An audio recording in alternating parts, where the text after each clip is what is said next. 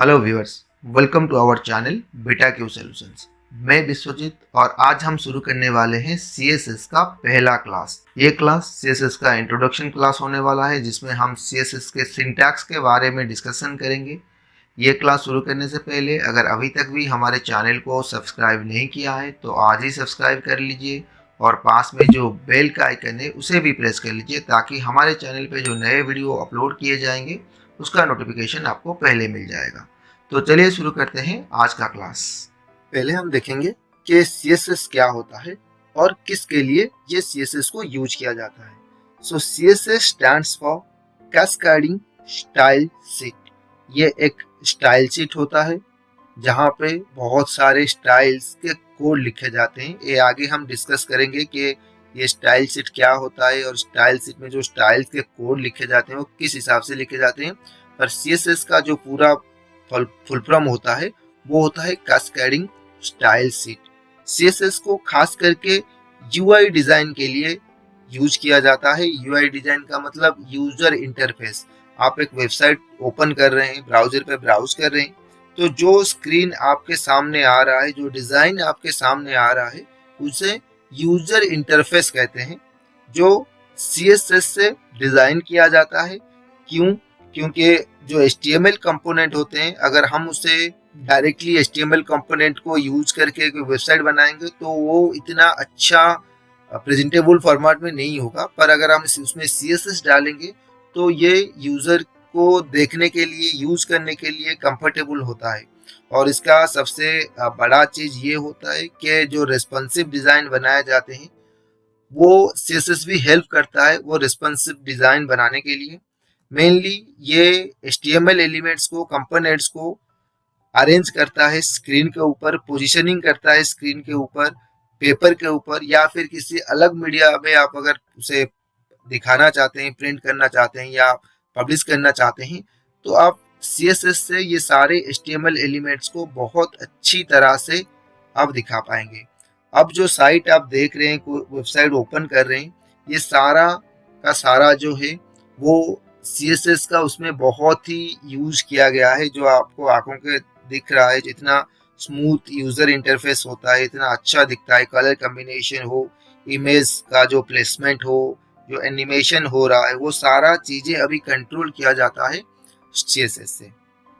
सो CSS को क्यों use करते हैं? मेनली ये HTML जो कंपोनेंट होता है, जो एलिमेंट्स होता है, उसको कंट्रोल करता है। आप किस हिसाब से स्क्रीन के ऊपर रखेंगे, कहाँ किसको रखेंगे, क्या कलर फॉर्मेट रहेगा, फॉन्ट का स्टाइल क्या रहेगा, साइज क्या रहेगा, ये सारे चीज़ों को कंट्रोल करने के लिए CSS को यूज किया जाता है।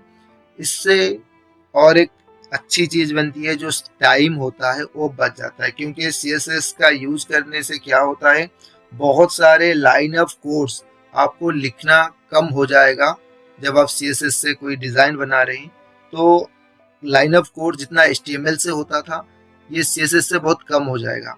ये एक फंक्शन की तरह होता है प्रोग्रामिंग लैंग्वेज में। एक बार आपने डिफाइन कर लिया तो नेक्स्ट टाइम आपको वो डिफाइन करना नहीं पड़ेगा, जहाँ पे चाहिए बस नाम से कॉल कर लो, वो फंक्शन काम करता है। यहाँ पे CSS उसी तरह ही काम करेगा। एक बार आपने कहीं पे डिफाइन कर लिया CSS को, तो बार बार उस डिजाइन को आप बस उसका नाम कॉल कर लीजिए और वही डिजाइन को किसी भी कंपोनेंट पे आप अप्लाई कर सकते हैं। इससे लाइन ऑफ कोड कम हो जाता है और पेज लोड्स फास्टर। क्योंकि लाइन ऑफ कोड कम हो जाएंगे तो पेज थोड़ा हल्का हो जाएगा और बहुत जल्दी ही ये ब्राउजर पे लोड होगा। सो इसलिए बहुत CSS के यूजेस से आप पेज को बहुत फास्टली लोड करवा सकते हैं ब्राउजर पर। So easy maintenance. Easy maintenance का मतलब ये है कि आपको मैं एक एग्जांपल के साथ दिखा देता हूँ ये इसका मीनिंग क्या है। ये मेरा ब्राउजर है, यहाँ पे मैं एक वेबसाइट ओपन कर रहा हूँ।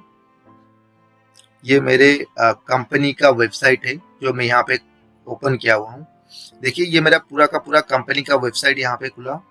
सो ये पूरा पेज जो आप देख रहे हैं स्क्रीन पे, सो ये उसका हेडर सेक्शन है। यहाँ पे मेनूज है, यहाँ पे लोगो रखा गया है, यहाँ पे मेनूज हैं और यहाँ पे एक बटन है लॉगिन, और यहाँ पे बैनर रखा गया है। इस हिसाब से डिज़ाइन किया गया है।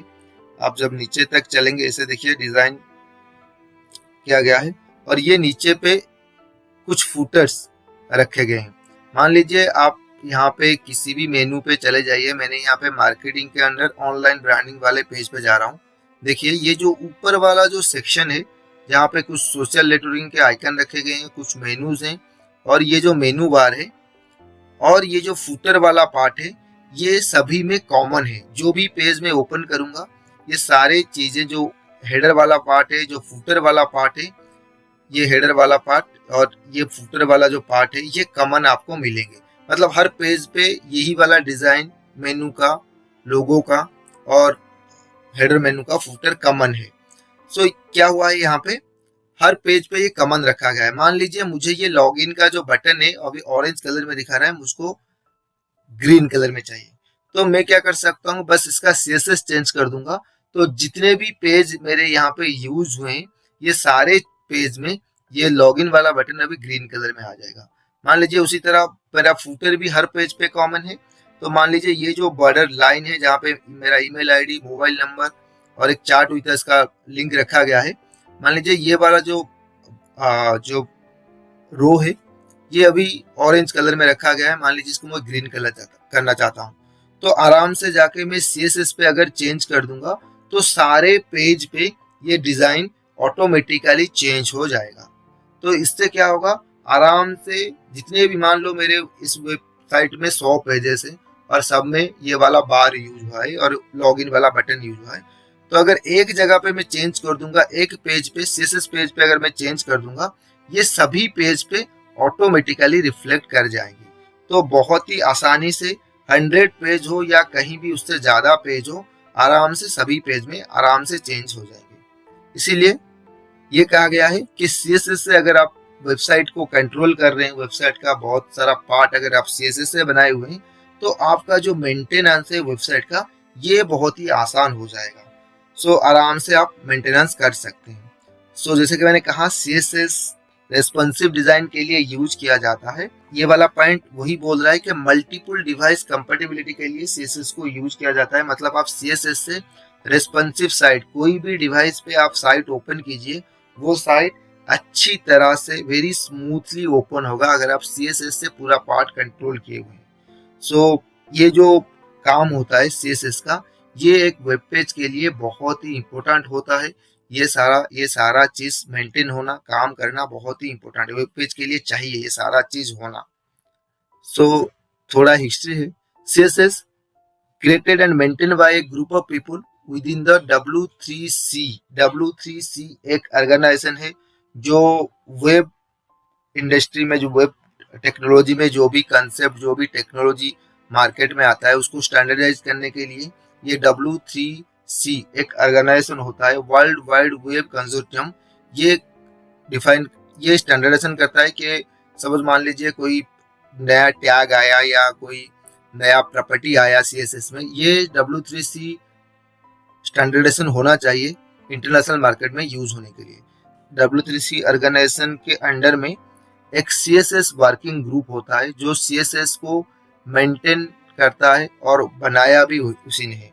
एक्चुअली क्या होता है, ये जो ग्रुप होते हैं ये पहले सीएसएस का स्पेसिफिकेशंस प्रोवाइड करते हैं कि इनका जो वर्किंग प्रोसेस होता है ये पहले स्पेसिफिकेशंस प्रोवाइड करते हैं। मतलब बताते हैं कि ये वाला प्रॉपर्टी अभी सीएसएस में काम करने वाला है, ऐड करेंगे तो ये बहुत अच्छा रहेगा, सीएसएस के लिए प्रॉपर्टी चाहिए। वो स्पेसिफिकेशंस सजेस्ट करते हैं किसको, W3C को, क्योंकि जो सीएसएस वर्किंग ग्रुप होता है ये एक पार्ट होता है W3C का। तो फिर क्या होता है, वो जो स्पेसिफिकेशंस आता है सीएसएस वर्किंग ग्रुप से, ये W3C के पास जाता है और यहाँ पे उसको एक रिकमेंडेशन के लिए वेट करना पड़ता है। अगर वो रिकमेंडेशन मिल जाता है उस स्पेसिफिकेशन को, ये फिर इंटरनेशनल मार्केट में लॉन्च होने के लिए तैयार हो जाता है। फिर जो जैसे कि कोई एडिटर हुआ या फिर बूटस्ट्रैप हुआ, ये सब क्या करते हैं, उसी स्पेसिफिकेशन को अपने सॉफ्टवेयर के अंदर अपडेट कर देते हैं। तो उस हिसाब से सीएसएस का जो प्रॉपर्टी होता है वो इंटरनेशनल मार्केट में लॉन्च हो जाता है और इसी हिसाब से वो धीरे धीरे जो भी प्रॉपर्टी निकली है इसी प्रोसेस के अंदर पास किया जाता है। जो CSS 1 था वो 1996 दिसंबर में लॉन्च हुआ था। CSS1 अभी बिल्कुल ही ऑब्सोलेट हो चुका है। अभी CSS2 चल रहा है जो 1998 मई में रिलीज हुआ था उसका वर्जन, और अभी जो लेटेस्ट चल रहा है वो है CSS3 जो 1999 में आया था। अभी आपको CSS2 एंड CSS3 दोनों पढ़ने पड़ेंगे, क्योंकि CSS3 जो है ये CSS2 के ऊपर बिल्ड नहीं हुआ है, ये CSS2 से अलग है। सो CSS2 आपको पहले जाननी पड़ेगी, उसके बाद CSS3। हम आगे के वीडियो में बोथ CSS2 एंड CSS3 दोनों को ही कवर करने वाले हैं। सो हमारे आगे के वीडियो को भी देखते रहिए, तो आपको पूरा CSS का जो नॉलेज है वो धीरे धीरे हो जाएगा।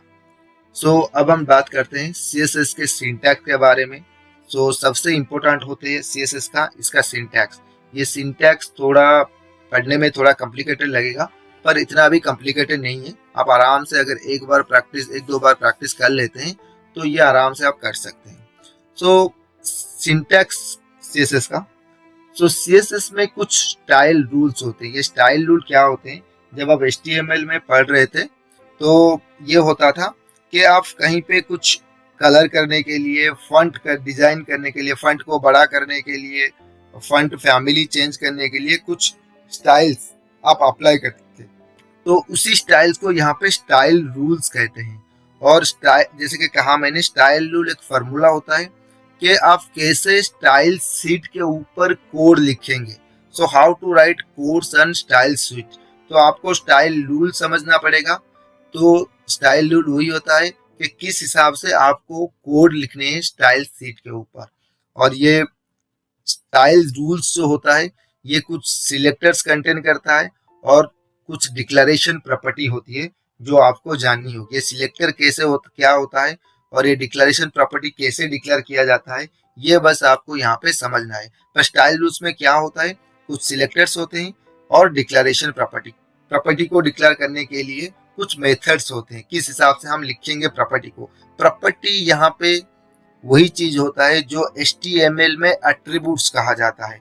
सिमिलर चीजेस हैं जो HTML में एट्रीब्यूट कहा जाता है, यहाँ पे हम उसको प्रॉपर्टी कहेंगे। और प्रॉपर्टी को डिक्लेयर करने के लिए कुछ मेथड्स होते हैं जो हमें जाननी है और कुछ सिलेक्टर्स होते हैं, इन्हीं को मिलाकर स्टाइल रूल्स बनता है। और ये स्टाइल रूल्स जहाँ पे लिखे जाते हैं वह उसको कहते हैं स्टाइल शीट। सो स्टाइल शीट एक सीट होता है जहाँ मल्टीपल स्टाइल रूल्स आप वहाँ पे डिफाइन कर सकते हैं। जितने आपके वेब पेजेस के लिए चाहिए उतने मल्टीपल स्टाइल रूल्स आप आराम से वहाँ पे डिफाइन कर सकते हैं। कोई लिमिट नहीं होता है कितना आप स्टाइल रूल्स डिफाइन करेंगे, जितना चाहे आपको उस हिसाब से यूज कर सकते हैं। सो आपको जानना पड़ेगा कि स्टाइल रूल्स क्या होता है। स्टाइल रूल्स के अंदर दो चीजें होते हैं, एक सिलेक्टर होता है, एक प्रॉपर्टी होती है। वो प्रॉपर्टी कैसे डिक्लेयर किया जाता है, सिलेक्टर क्या होता है, ये जाननी पड़ेगी।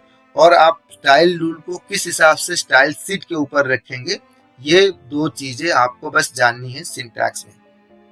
सो देखिए, जैसे कि मैंने कहा सिलेक्टर्स होते हैं, तो CSS में एक नहीं मल्टीपल सिलेक्टर्स होते हैं, जैसे कि universal selector, tag selector, ID selector, class selector, attribute selector.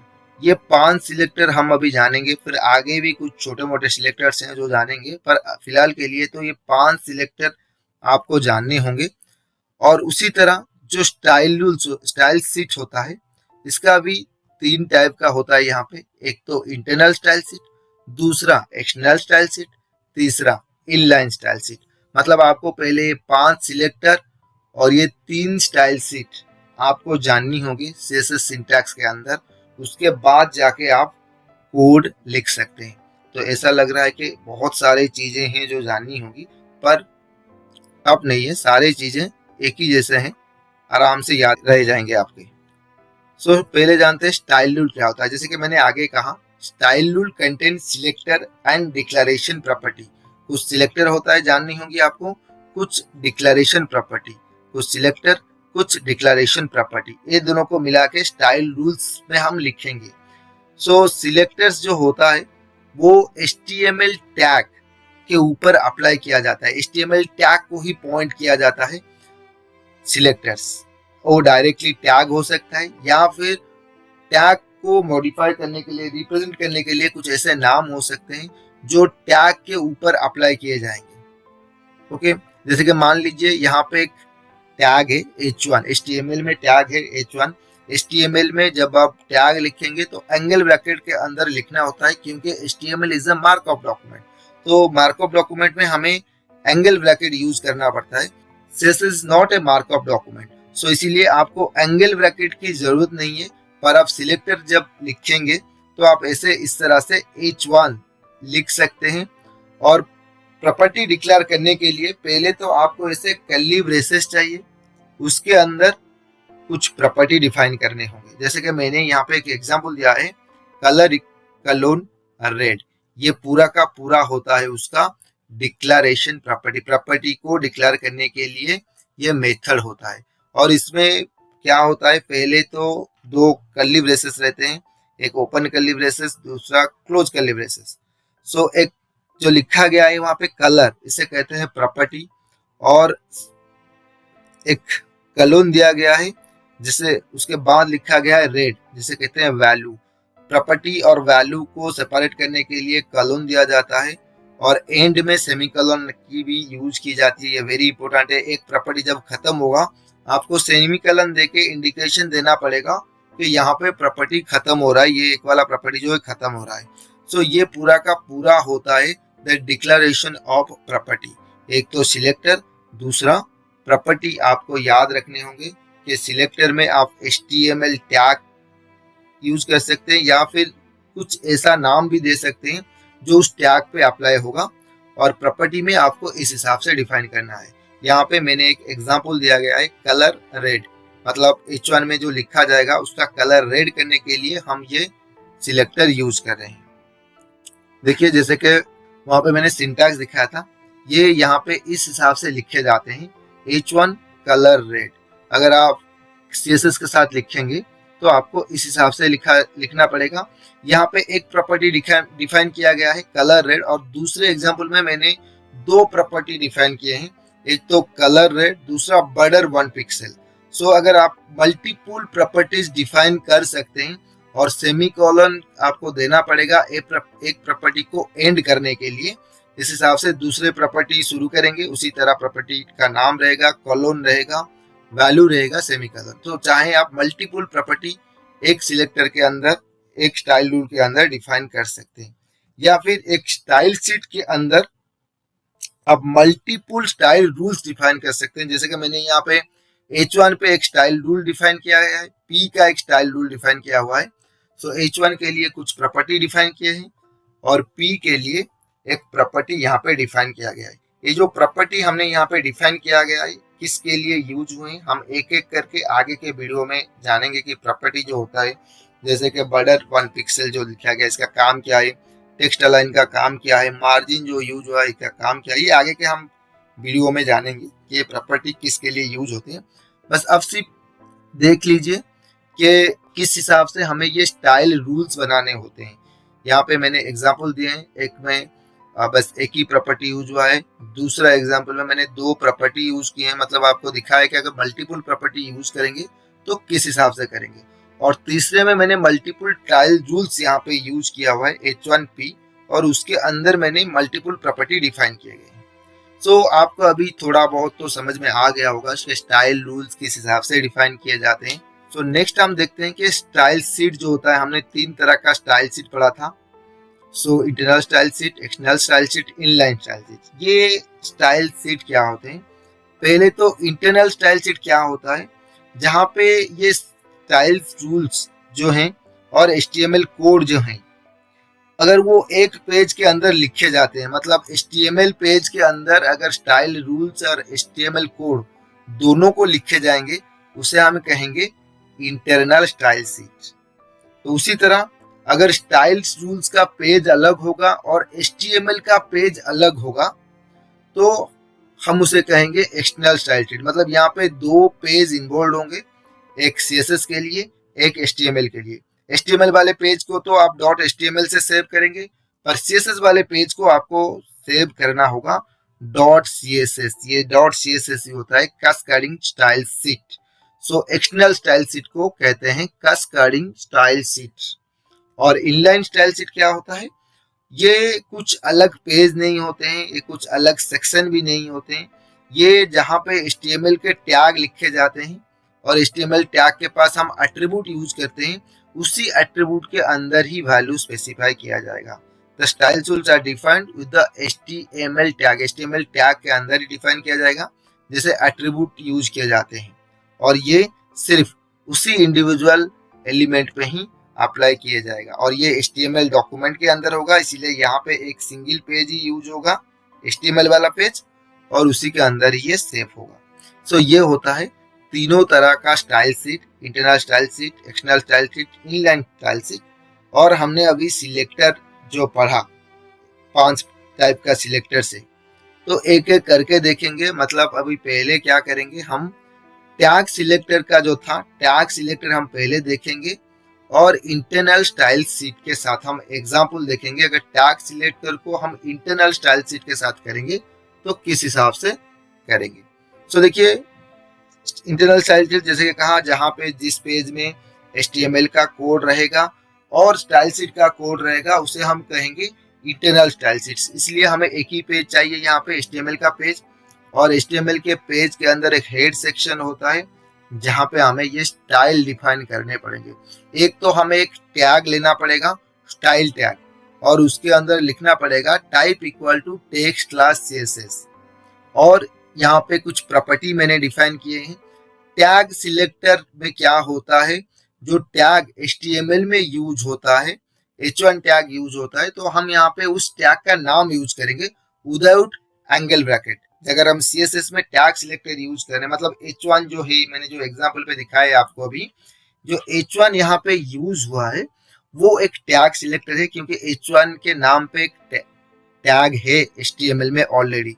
सो इसीलिए टैग सिलेक्टर में क्या होता है, HTML टैग का बस नाम कॉल होता है, एंगल ब्रैकेट यहाँ पे यूज नहीं होंगे, और उसी के अंदर ही प्रॉपर्टी डिफाइन किए जाते हैं।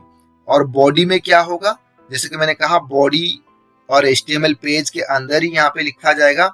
बॉडी के अंदर मैंने यहाँ पे 2 टैग कंपोनेंट डिफाइन किए हैं HTML का, एक H1 कंपोनेंट, एक H2 कंपोनेंट। H1 में लिखा हुआ है welcome to my CSS class, H2 में लिखा हुआ है CSS used for UI design. So ये जो टैग सिलेक्टर है, ये अभी H1 टैग पे अप्लाई हुआ है, क्योंकि H1 का नाम लिया हुआ है। सो अगर मैं इसे रन करूंगा तो आउटपुट इस हिसाब से आएगा।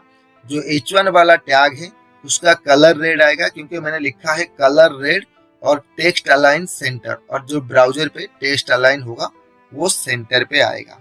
H2 पे कोई फर्क नहीं पड़ेगा, H2 जो डिफॉल्ट कंडीशन पे है, लेफ्ट अलाइनमेंट ब्लैक कलर में रहेगा, पर H1 पे फर्क पड़ेगा, क्योंकि टैग सिलेक्टर में मैंने H1 का नाम ही दिया हुआ है, इस वजह से H1 ही अफेक्टेड होगा। ये होता है टैग सिलेक्टर।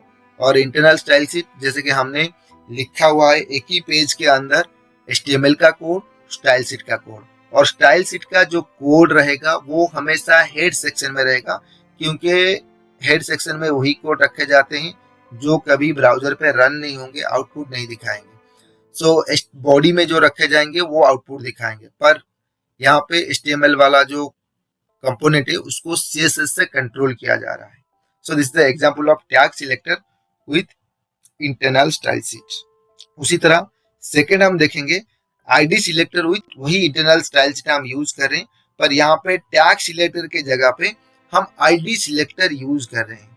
सो जैसे कि HTML शुरू हुआ, ये मेरा हेड सेक्शन है, और यहाँ पे मैं लिखूंगा मेरा स्टाइल शीट का कोड। स्टाइल टैग मुझे डिफाइन करने पड़ेंगे, style type text class CSS, और स्टाइल का क्लोजिंग भी रहेगा। और यहाँ पे देखिए, जहाँ पे मैंने H1 लिखा था टैग सिलेक्टर पे, यहाँ पे मैंने लिखा है हाश स्टाइल 1। स्टाइल 1 एनी नेम, कोई भी नेम मैं यहाँ पे डिफाइन कर सकता हूँ, और मुझे उस नाम से पहले अगर मैं हाश सिंबल डाल देता हूँ, this is a ID selector, ये ID सिलेक्टर बन जाता है। सो इसीलिए अगर किसी सिलेक्टर नाम से पहले अगर हाश सिंबल लगता है तो ये ID सिलेक्टर रिप्रेजेंट करता है, और एक हाश के बाद एक नाम डिफाइन करना होता है। सो उसी नाम को हम बॉडी में कॉल करेंगे। देखिए यहाँ पे बस थोड़ा सा चेंज हुआ है, मैंने जो ID सिलेक्टर है वो h2 के साथ यूज किया है। मैंने यहाँ पे लिखा है id equal to style1। So style1 यहाँ पे डिफाइन हुआ है और मैंने यहाँ पे id पे उसको यूज किया हुआ है और h2 के साथ यूज किया है by calling id attribute. So id attribute के साथ मैंने style1 को दिया हुआ है। अगर आप id attribute id selector use कर रहे हैं तो जो HTML कंपोनेंट है उसमें आपको id एट्रीब्यूट यूज करना पड़ेगा और जो नाम दिया था मैंने style1, यहाँ पे वो नाम कॉल करना पड़ेगा। CSS में बस आपको नाम से पहले हाश लगाना है और HTML में id एट्रीब्यूट यूज करना है। आउटपुट अभी जो H1 पे तो ये कुछ फर्क नहीं डालेगा, H2 पे हमने लिखा हुआ है, कॉल किया हुआ है। सो H2 का जो टेक्स्ट है वो अभी सेंटर अलाइन हो जाएगा और रेड कलर में दिखाएगा। This is the output. ये एक एग्जांपल था id सिलेक्टर और इंटरनल स्टाइल शीट के साथ। सो नेक्स्ट हम देखेंगे class selector with internal style sheet. वही इंटरनल स्टाइल शीट रहेगा पर यहाँ पे सिलेक्टर चेंज हो गया, class selector. So class selector में क्या होगा, देखिए यहाँ पे जहाँ पे हमने हाश सिंबल यूज किया था वहां पे हम डॉट सिंबल यूज कर रहे हैं। हाश सिंबल आईडी के लिए, डॉट सिंबल क्लास के लिए, बाकी वाला सब सेम रहेगा पर बॉडी पार्ट में थोड़ा सा चेंज होगा। जहाँ पे हम आईडी सिलेक्टर के लिए आईडी एट्रीब्यूट यूज कर रहे थे वहां पे हम क्लास सिलेक्टर के लिए क्लास एट्रीब्यूट यूज करेंगे और उस क्लास सिलेक्टर का नाम हम यहाँ पे कॉल करेंगे। जैसे कि हमने style1 डिफाइन किया था और यहाँ पे हम style1 कॉल कर रहे हैं और h2 के साथ कॉल हुआ है। सो ये h2 वाला एलिमेंट ही यहाँ पे अफेक्टेड होगा, आउटपुट दिखाएगा। सो ये होता है class selector with internal style sheet. Internal style sheet के हिसाब से ये डिस्प्ले कर रहा है क्लास सिलेक्टर।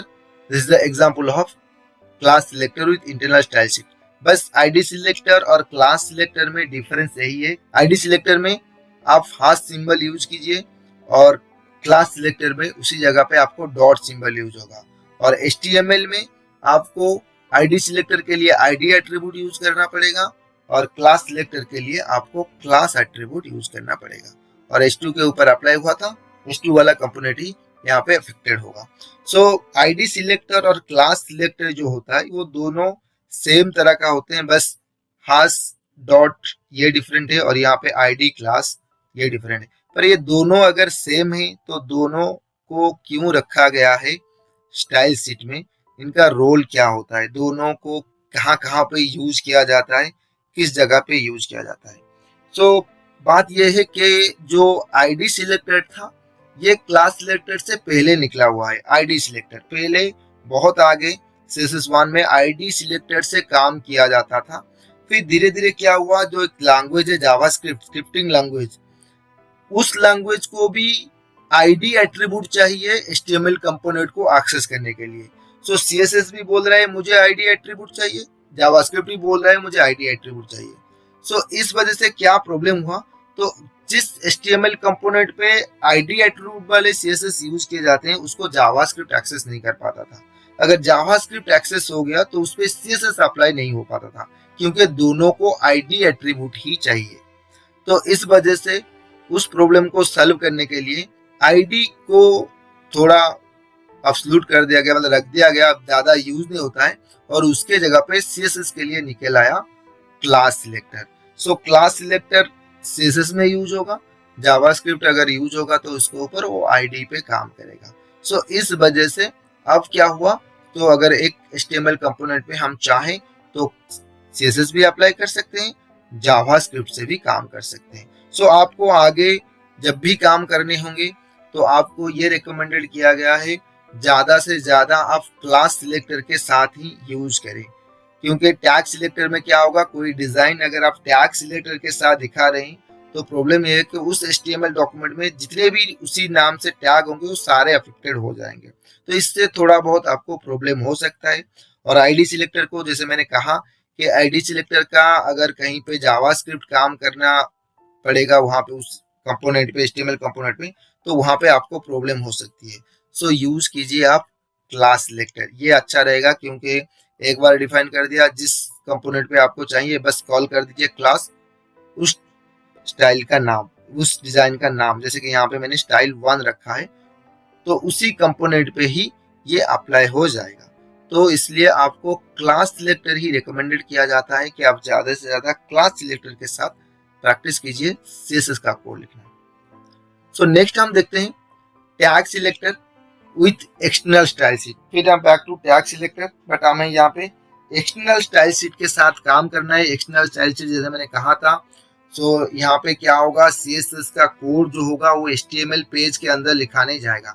HTML का पेज अलग रहेगा, CSS का पेज अलग रहेगा। सो इसीलिए एग्जाम्पल देखिए, आप समझ पाएंगे क्या होता है। सो जो HTML होता है, सो यहाँ पे हेड सेक्शन है, फिर बॉडी सेक्शन है। बॉडी सेक्शन के अंदर मैंने HTML कंपोनेंट को दिखाया जाएगा, क्योंकि HTML का कोड लिखने के लिए आपको HTML का पेज ही चाहिए।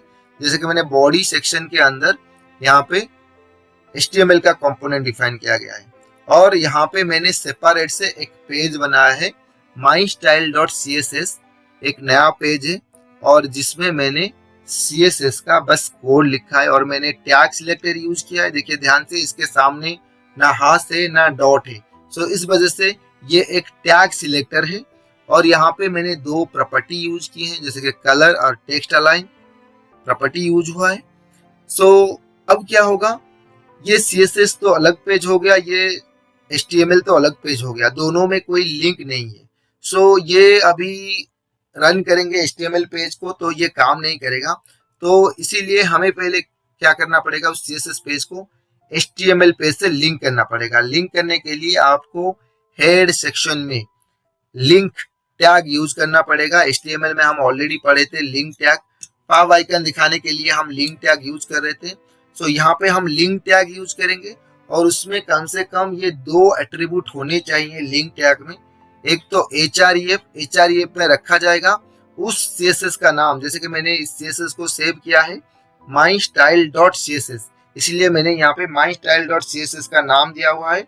और यहाँ पे relationship style sheet, rail style sheet यहाँ पे डिफाइन किया हुआ है। सो ये एक स्टाइल शीट है, और जिसका पाथ है mystyle.css। अब हम रन करेंगे, तो रन किसे करेंगे, CSS फाइल को हम रन नहीं करेंगे, क्योंकि CSS फाइल रन नहीं होता है, आउटपुट नहीं दे सकता। हमें HTML फाइल को ही रन करना पड़ेगा। और यहाँ पे लिंकिंग भी हो गया, और यहाँ पे टैग सिलेक्टर यूज हुआ है, मतलब HTML के कंपोनेंट पे भी कॉल करना नहीं होता है। जो HTML वाला H1 वाला कंपोनेंट है वही अफेक्टेड होगा, उसी का कलर ही रेड बनेगा, और वो टेक्स्ट अलाइन होगा। H2 पे कोई फर्क नहीं पड़ेगा, क्योंकि ये टैग सिलेक्टर यूज हुआ है। So this is the example of tag selector with external style sheet. Next हम देखेंगे ID selector with external style sheet। वही external style sheet यूज करेंगे, बस यहाँ पे यूज करेंगे ID selector। So HTML का कोड, और ये मेरा बॉडी का कोड। So बॉडी में मैंने दो कंपोनेंट डिफाइन किए हुए हैं, H1 H2, और ये मेरा CSS का कोड, जहाँ पे मैंने ID सिलेक्टर यूज किया है। ID सिलेक्टर का मतलब मैंने पहले कहा था, ID सिलेक्टर का मतलब यहाँ पे आपको हाश सिंबल देना पड़ेगा, और एक नाम, कोई भी नाम आप यहाँ पे डिफाइन कर सकते हैं। आप अपना नाम भी डिफाइन कर सकते हैं, कोई वर्ड, वैलिड वर्ड यहाँ पे डिफाइन करना होगा। और इस वर्ड जो आप डिफाइन करेंगे उसके अंदर स्पेस नहीं रखना है आपको। स्पेस के जगह पे आप अंडरस्कोर रख सकते हैं, पर स्पेस नहीं रखना है आपको। सो यहाँ पे मैंने style1 एक वर्ड डिफाइन किया है, और उसके अंदर दो प्रॉपर्टी मैंने डिफाइन किए हैं, और उसको सेव कर दिया mystyle.css के साथ। और हेड सेक्शन में यूज कर रहा हूँ वही लिंक वाला प्रॉपर्टी, क्योंकि ये एक्सटर्नल स्टाइल शीट है, और HTML पेज में यूज करने के लिए दोनों को लिंक करना पड़ेगा। अगर मेरे दो पेज एक ही लोकेशन पे हैं, तो मैं यहाँ पे बस CSS का नाम और एक्सटेंशन यूज करूंगा। अगर अलग पेज पे होगा, अलग लोकेशन पे होगा, तो आपको यहाँ पे पूरा पाथ देना पड़ेगा। सो आप यूज कर सकते हैं लिंक एट्रीब्यूट, लिंक करने के लिए href और रेल, ये दोनों आपको यूज करने होंगे। और ये एक ID सिलेक्टर है, सो इसीलिए बॉडी पार्ट में थोड़ा सा आपको चेंज करना होगा। जैसे कि मैंने H2 पे अप्लाई किया है, और यहाँ पे लिखा है ID is equal to style1। So ID is equal to style1 इसलिए लिखा गया है क्योंकि ये ID सिलेक्टर है। ID सिलेक्टर में उस नाम को कल करना पड़ेगा ID एट्रीब्यूट के सहारे। सो ID एट्रीब्यूट मैंने यहाँ पे अप्लाई किया है, और H2 के साथ यूज किया है।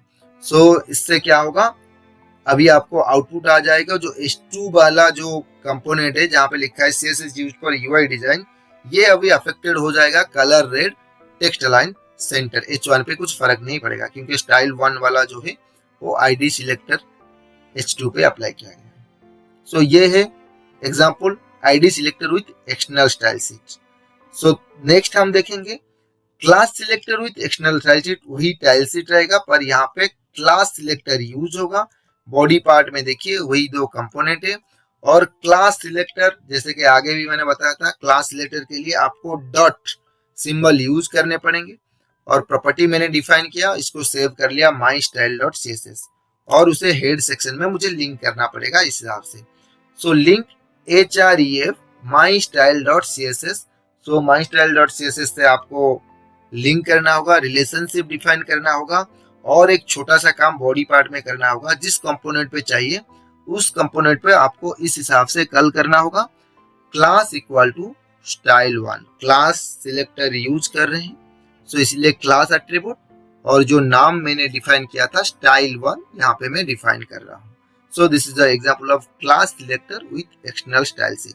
H2 वाला कंपोनेंट ही अफेक्टेड होगा और उसी का ही जो कंटेंट है वो colour red text line centre में आएगा। H1 पे कोई फर्क नहीं पड़ेगा। ये class selector with external style sheet. Actually में मैंने कहा था जैसे कि आपको क्लास सिलेक्टर यूज करने हैं, उसी तरह रिकमेंडेड किया गया है एक्सटर्नल स्टाइल शीट ही आपको यूज करने। मतलब ये वाला जो एग्जाम्पल है आपको ज्यादा से ज्यादा प्रैक्टिस करने हैं क्योंकि आगे जब आप CSS का कोड लिखेंगे तो आपको ये वाला example class selector with external style sheet के साथ आपको काम करना होगा ज्यादा से ज्यादा।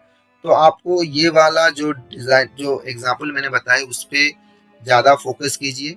बहुत ही सिंपल है, बस स्टाइल शीट का पेज अलग, HTML का पेज अलग।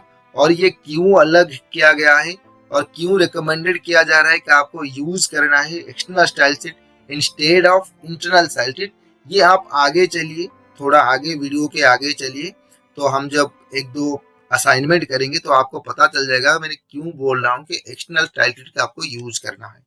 ओके, बट आपको इसी वाला एग्जाम्पल के साथ ज्यादा से ज्यादा प्रैक्टिस करने हैं। नेक्स्ट हम देखते हैं, जैसे कि मैंने और भी दो सिलेक्टर कहा था, एक यूनिवर्सल सिलेक्टर, एक एट्रीब्यूट सिलेक्टर। यूनिवर्सल सिलेक्टर क्या होता है? जैसे कि मैंने यहाँ पे यूनिवर्सल सिलेक्टर को एक्सटर्नल स्टाइल शीट के साथ यूज किया हुआ हूँ। आप इंटरनल स्टाइल शीट के साथ भी यूज कर सकते हैं। मैंने यहाँ पे एग्जांपल में एक्सटर्नल स्टाइल शीट लिया है। यूनिवर्सल स्टाइल सिलेक्टर में कोई नाम दिया नहीं जाएगा, बस स्टार दिया जाता है। This is denote the universal selector. और जितने भी कंटेंट यहाँ पे रखे जाएंगे सभी का आउटपुट मतलब H1 H2 ये बोथ दोनों का कंटेंट जो है सभी के लिए सेम आउटपुट आ जाएगा अगर आप यूनिवर्सल सिलेक्टर में जो प्रॉपर्टी डिफाइन करेंगे। ये होता है यूनिवर्सल सिलेक्टर, बस आपको सिलेक्टर के जगह पे स्टार यूज कर देना है। उसी तरह एट्रीब्यूट सिलेक्टर। एट्रीब्यूट सिलेक्टर का जो रोल है हम आगे भी देखेंगे एट्रीब्यूट सिलेक्टर का, बट मैं यहाँ पे थोड़ा सा एक छोटा सा एग्जांपल देके आपको समझा रहा हूँ कि एट्रीब्यूट सिलेक्टर को किस हिसाब से डिफाइन किया जाता है। एट्रीब्यूट सिलेक्टर जैसे कि बॉडी सेक्शन में मान लीजिए मैंने दो हाइपर लिंक क्रिएट किया है, एक में page1.html लिंक 1 रखा हूँ, दूसरे में मैंने लिंक 2 रखा है और यहाँ पे भी page1.html किया हुआ है पर टारगेट दिया हुआ है ब्लैंक। एक में टारगेट नहीं है, दूसरा में टारगेट है। लिंक 1 में टारगेट नहीं है, लिंक 2 में टारगेट है। अब मैं एक टैग सिलेक्टर यहाँ पे यूज कर रहा हूँ, दैट इज जो ए टैग फॉर अंकर टैग। बट यहाँ पे मैंने स्पेसिफाई किया है कि अंकर टैग के अंदर जो एट्रीब्यूट ये थोड़े डिफरेंट है प्रॉपर्टी जो है। इसे देखिए जरा ध्यान से, ये टैग जो है यहाँ पे लिखा गया है और उसका जो एट्रीब्यूट है टारगेट, जैसे कि नीचे वाला लिंक 2 वाले में दिया गया है टारगेट, उसको स्क्वायर ब्रैकेट के अंदर लिखा गया है और दिया गया है बैकग्राउंड कलर येलो। अगर मैं इसे रन करूंगा तो क्या आउटपुट आएगा? लिंक 2 पे ही ये अप्लाई होगा क्योंकि जहां पे टारगेट यूज किया गया है ये इसी पे अप्लाई होगा। दोनों तो ए टैग है, तो जिसपे टारगेट एट्रीब्यूट यूज किया गया है ये टारगेट एट्रीब्यूट पे ही बैकग्राउंड कलर येलो करेगा। लिंक 2 का बैकग्राउंड कलर ही येलो कलर में आएगा, लिंक 1 का नहीं आएगा क्योंकि लिंक 1 में टारगेट यूज नहीं किए गए। ये होता है टारगेट एट्रीब्यूट और ये एट्रीब्यूट सिलेक्टर होता है। और आगे के वीडियो में हम स्पेशली इस पे एक अलग सा वीडियो बनाएंगे कि एट्रीब्यूट सिलेक्टर जो होता है वो कैसे यूज किया जाता है। ये बहुत ही इंपॉर्टेंट होता है सीएसएस के लिए एट्रीब्यूट सिलेक्टर को जानना। सो आगे हम इसका बहुत एग्जांपल दिखाएंगे, बट यहाँ पे एक एग्जांपल से बेसिक एग्जांपल का आपको समझाने की कोशिश कर रहा हूँ कि एट्रीब्यूट सिलेक्टर को आप कैसे यूज करेंगे। सो नेक्स्ट लास्ट वाला जो सीट होता है इनलाइन स्टाइल सीट, जैसे कि 3 प्रकार का स्टाइल सीट है, इंटरनल, एक्सटर्नल, इनलाइन। सो ये इनलाइन स्टाइल सीट है, इसके लिए कोई भी सिलेक्टर नहीं चाहिए, ये टैग के अंदर लिखा जाएगा। सो इसीलिए इसका जो हेड है वो पूरा खाली रहेगा और बॉडी पार्ट में इस हिसाब से लिखा जाएगा। सो जैसे कि मैंने H1 पे अप्लाई किया है, H1 स्टाइल कलर रेड। मैंने जैसे कहा था कि ये कोई भी टैग पे यूज होगा और उसी टैग पे एक एट्रीब्यूट कॉल किया जाएगा स्टाइल, और उसके अंदर ही प्रॉपर्टी डिफाइन किया जाएगा। और H1 वाला जो कंपोनेंट है वही वाला कंपोनेंट ही रेड कलर में स्क्रीन पे आएगा। सो ये होता है इनलाइन स्टाइल सीट, जहाँ पे आपको बस छोटे छोटे काम करने होते हैं स्टाइल सीट का। सो इसके लिए आप पूरा एक्सटर्नल स्टाइल सीट या इंटरनल स्टाइल सीट डिफाइन ना करके आप इस तरह से छोटे मोटे डिजाइन कर सकते हैं, पर इससे भी लाइनअप कोड्स ज्यादा हो जाता है। सो जितना चाहे तो अवॉइड करना एक्सटर्नल स्टाइल सीट यूज करना, बट छोटे मोटे जगह पे आप कर सकते हैं। सो ये कुछ बेसिक्स थे सीएसएस के सिंटैक्स, जो आपको अच्छी तरह से समझने पड़ेंगे कि सीएसएस जो होता है वो किस हिसाब से काम करता है, किस हिसाब से उसके सिंटैक्स लिखे जाते हैं। आगे के वीडियो में हम एक एक प्रॉपर्टी पढ़ेंगे, डिटेल्स में जानेंगे, पूरा का पूरा प्रॉपर्टी हम जानेंगे। पर ये सिंटैक्स आपको याद रखना है, खास करके external style sheet with class selector, ये वाला बहुत ही इंपॉर्टेंट है, जो आगे हम इसी पे ही काम करेंगे। अब जो प्रोजेक्ट करेंगे या कोई असाइनमेंट करेंगे तो आपको ये यूज करने होंगे एक्सटर्नल स्टाइल शीट। सो ज़्यादा से ज़्यादा सीएसएस को प्रैक्टिस कीजिए, क्योंकि HTML में जो स्टाइल यूज किए जाते हैं सभी का रिप्लेसमेंट सीएसएस के पास है। सो इसीलिए आप सीएसएस को अच्छी तरह से प्रैक्टिस कीजिए, क्योंकि ये पूरा का पूरा वेबसाइट जो होता है इससे कंट्रोल किया जाता है। ये तो था आज का क्लास। अगर ये क्लास आपको अच्छा लगा है तो हमारे वीडियो को लाइक कीजिए, अपने दोस्तों के साथ शेयर कीजिए। कोई डाउट है, क्यूरी है तो आप हमें कमेंट सेक्शन में लिख के भी भेज सकते हैं। So see you in the next class.